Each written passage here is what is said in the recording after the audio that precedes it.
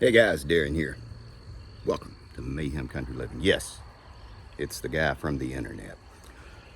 Spin you around in just a second, show you what all we've been doing. We were able to get a few more loads of mulch and cover up the cardboard. I'll spin you around, more to come. There we go, in all its back-breaking glory. This has a layer of cardboard under it. That has a layer of weed barrier. Next time I will do nothing but cardboard, because cardboard is free and I'm going to have to pull up the weed barrier when I till all of this in and incorporate it.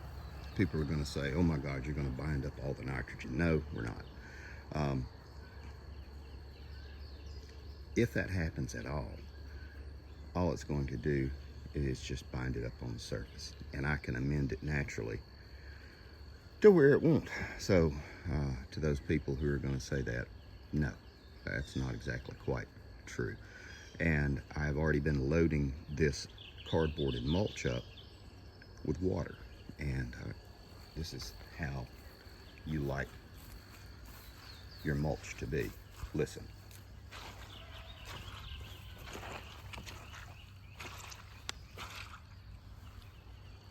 Squishy. Now, some people are going to say, oh my God, you're going to spend all that money on your water. And yes, we'll have a higher water bill because of this, because we're going to water regularly when it doesn't rain. And yes, it would probably be cheaper just to buy tomatoes from Walmart. Have you eaten a tomato from Walmart? Do you know where it came from? Do you know what they sprayed it with? I don't. And they taste like ass. So what we're going to do is we're going to invest in our health by growing fresh vegetables. And whatever it costs to eat healthy, well, by God, that's just the cost of eating healthy. Good news though, the beans finally decided to come up in the spot that was just going to jack up my pretty little row.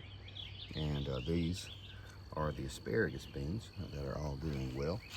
And I'll come out here and periodically weed this. Everything is doing great so far. We're getting tomatoes and peppers already. Not a lot, but the way it is. And I've got to put my T-post in at the end of the rows and run wire, and I'll be using hot fence wire, just aluminum or galvanized, and I'll be saving it and using it year after year. So there is a cost, but pounding T-post in and running probably 2 or 3 wires down each row, and I've got the T-post and the wire already, so it's going well. These guys are doing really good. You can see they're finally starting to turn. I think these are my black cherry tomatoes, and the mulch is doing really well, especially down here in the hot parts of the garden. Again, in hindsight, I wish I had put in my okra early so it could grow up and help break up some of this terrible heat that we get from the afternoon sun. But away she goes. I do need to get a little bit more mulch, as you can see, but I'm about freaking mulched out. This was 4 scoops, and since everything is growing, I didn't think about this. You guys might need to remember this. I couldn't get my wheelbarrow down here without breaking some tomatoes, so all of this had to be done in a 5-gallon bucket. So I'd fill the wheelbarrow, bring it down here, and then dump with 5-gallon buckets to fill this up. It was a labor of love. And here you can see all the volunteers. I don't know what they are, but I'll give them a chance and see. And if not, we'll pull them up and move them. Think of the cardboard and the layer of mulch that you put down, and you don't just want to scatter it. I mean, you want to put a good layer, but when it gets wet, think of it as a battery, and it allows moisture to go into the soil and keeps everything from drying out as much as badly. it will create more humidity in this area, so we're going to have to thin the tomato leaves out.